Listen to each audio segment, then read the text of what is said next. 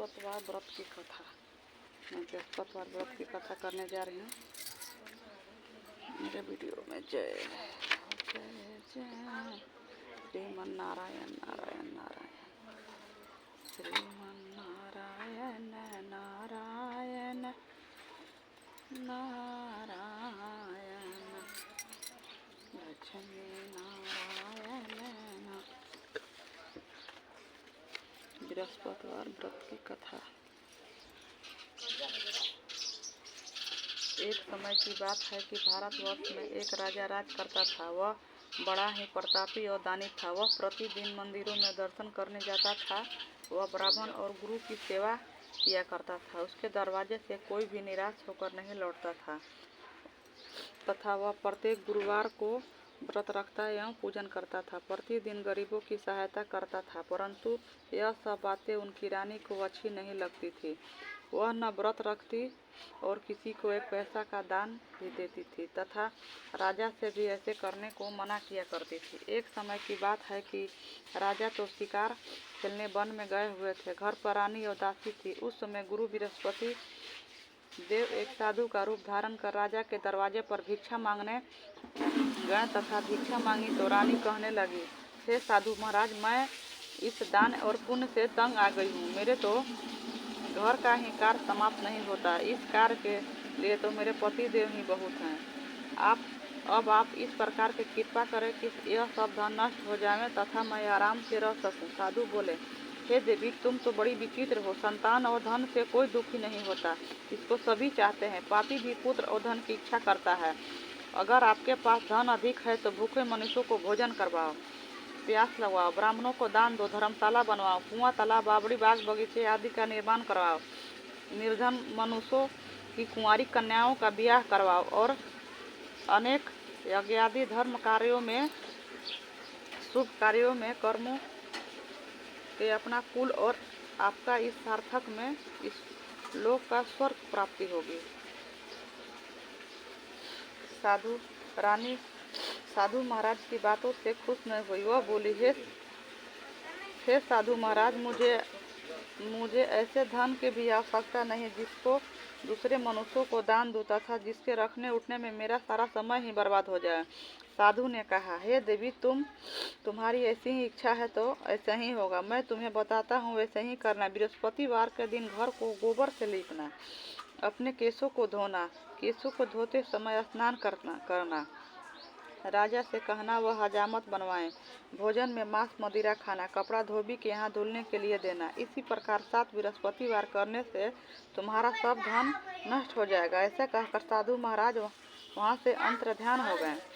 रानी ने साधु के कहने के अनुसार वैसे ही किया। 3 बृहस्पतिवार ही बीते थे कि उनका समस्त धन नष्ट हो गया और भोजन के लिए दोनों समय तरसने लगे, शारीरिक भोग से दुखी रहने लगे। तब वह राजा रानी से कहने लगा कि रानी, तुम यहाँ पर रहो, मैं दूसरे देश में जाऊँ, क्योंकि यहाँ पर मुझे सभी मनुष्य जानते हैं, इसीलिए कोई कार्य भी नहीं कर सकता। देश चोरी परदेश भीख बराबर है। ऐसे कहकर राजा परदेश चला गया।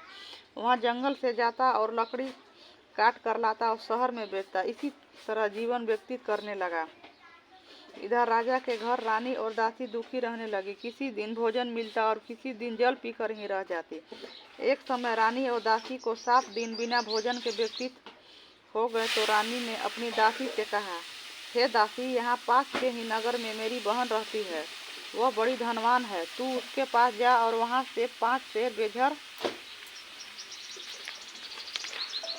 मांग लाओ, जिससे कुछ समय के लिए गुजर हो जाएगी। इस प्रकार रानी की आज्ञा मानकर दासी उसकी बहन के पास गई। रानी की बहन उस समय पूजन कर रही थी, क्योंकि उस रोज बृहस्पतिवार का दिन था। जब दासी ने रानी की बहन को देखा और उससे बोली, हे रानी, मुझे तुम्हारी बहन ने भेजा है, मेरे लिए 5 सेर बेझर दे दो। इसी प्रकार दासी ने अनेक बार कहा, परंतु रानी ने कुछ उत्तर नहीं दिया, क्योंकि वह उस समय बृहस्पतिवार का व्रत कथा सुन रही थी। इसी प्रकार जब दासी ने किसी प्रकार का उत्तर नहीं मिला तो वो बहुत दुखी हुई और क्रोध भी आया और लौटकर अपने गांव आ रानी के पास आकर बोली, हे रानी, आपकी बहन बहुत बड़ी आदमी है। वह छोटे मनुष्य से बात भी नहीं करती। क्योंकि मैंने उससे कहा तो उसने कोई उत्तर नहीं दिया। मैं वापस चली आई। रानी बोली, हे दासी, इसमें उसका कोई दोष नहीं है। जब बुरे दिन आता है तब कोई सहारा नहीं देता। अच्छे बुरे का पता तो बीतती में ही लगता है। जो ईश्वर की इच्छा होगी वही होगा। यह सब हमारे भाग का दोष है। इधर उस रानी ने देखा कि मेरी बहन की दासी आई थी, परंतु मैं उनसे नहीं बोली। इसमें वह बहुत दुखी हुई होगी। यह सोच कथा को सुन और विष्णु भगवान का पूजन समाप्त कर वह रानी अपनी बहन के घर चल दी और जाकर अपनी बहन से कहने लगी, हे बहन, मैं बृहस्पतिवार का व्रत करती थी। तुम्हारी दासी गई, परंतु जब तक कथा होती है तब तक न उठते हैं और न बोलते हैं, इसीलिए मैं न बोली।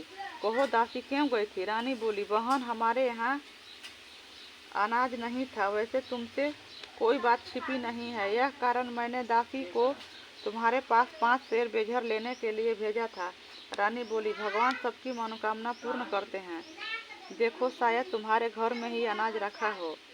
इस प्रकार का वचन जब रानी ने सुना तो घर के अंदर गई और वहां से 5 सेर भरा एक घड़ा मिल गया। तब तो यह रानी और दासी दोनों ही बहुत खुशी हुई और दासी कहने लगी, हे रानी, देखो, वैसे हमको जब नहीं मिलता तो हम रोज ही व्रत करते हैं। अगर इसमें व्रत की विधि और कथा पूछ ली जावे तो उसे हम भी किया करेंगे।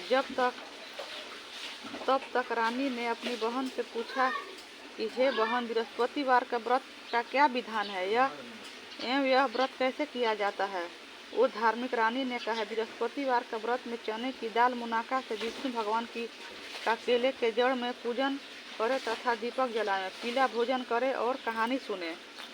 इसी प्रकार करने से गुरु भगवान प्रसन्न होते हैं, अन्न, धन और पुत्र देते हैं, मनोकामना पूर्ण करते हैं। इसी प्रकार रानी और दासी दोनों ने निश्चय किया कि बृहस्पति भगवान का पूजन जरूर करेंगे। 7 रोज बाद जब बृहस्पतिवार आया तो उन्होंने व्रत रखा। घुड़सार में जाकर चना गुड़ बीन लाई तथा उनकी दाल से केले के जड़ का तथा विष्णु भगवान का पूजन किया। अब भोजन पीला कहाँ से आवे? बेचारी बड़ी दुखी हुई, परंतु उन्होंने व्रत किया था, इसी कारण गुरु भगवान प्रसन्न थे। 2 थाल में सुंदर पीला भोजन लेकर आए और दासी को देकर बोले, हे दासी, यह तुम्हारी और रानी के लिए भोजन है, तुम दोनों करना। दासी भोजन पाकर बड़ी प्रसन्न हुई और रानी से बोली, चलो रानी जी, भोजन कर लो। रानी को इस विषय में कुछ पता नहीं था, इसीलिए वह दासी से बोली, तू ही भोजन कर, क्योंकि तू हमारी व्यर्थ में हंसी उड़ाती है। दासी बोली, एक महात्मा भोजन दे गया है। रानी कहने लगी, वह भोजन तेरे ही ले दे गया है, तू ही भोजन कर। दासी बोली, वह महात्मा हम दोनों के लिए 2 थाल में भोजन दे गया है, इसीलिए हम और तुम दोनों ही साथ भोजन करेंगे। इसी प्रकार रानी और बादी दोनों ने गुरु भगवान को नमस्कार कर भोजन प्रारंभ कर किया तथा अब वह प्रत्येक बृहस्पतिवार का गुरु भगवान का व्रत एवं पूजन, विष्णु भगवान का पूजन करने लगी। बृहस्पति भगवान की कृपा से फिर रानी और दासी के पास धन हो गया। रानी फिर उसी प्रकार से आलस करने लगी तथा दासी बोली, देखो रानी, तुम पहले भी इसी प्रकार से आलस करती थी, तुम्हें धन को रखने में कष्ट होता था, इसी प्रकार सभी धन नष्ट हो गया। अब गुरु भगवान की कृपा से धन मिला है तो फिर तुम्हें आलस होता है। बड़ी मुसीबतों के बाद हमने यह धन पाया है, इसीलिए हमें दान पुण्य करना चाहिए तथा भूखे मनुष्यों को भोजन करवाओ, प्यास लगवाओ, ब्राह्मणों को दान दो, कुआं, तालाब, बावड़ी आदि का निर्माण करो, मंदिर, पाठशाला बनवाकर दान दो, कुंवारी कन्याओं का ब्याह करवाओ, धन को शुभ कार्यों में खर्च करो, जिससे तुम्हारा कुल का यश बढ़े और स्वर्ग की प्राप्ति हो, पितृ प्रसन्न हुए।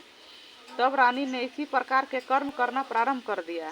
काफी यश फैलने लगा। एक दिन रानी और दासी विचार करने लगी, न जाने राजा किस प्रकार से होंगे, उनकी कोई खबर नहीं। गुरु भगवान ने उन्होंने प्रार्थना की कि भगवान ने रात्रि में राजा को सपना में कहा, हे राजा, उठ, तेरी रानी तुझको याद करती है, अपने देश को चला जा। राजा प्रातः काल उठा और विचार करने लगा, स्त्री जाति खाने और पहनने की साथी होती है, पर भगवान की आज्ञा मानकर वह अपने नगर को लिए चलने के तैयार हुए।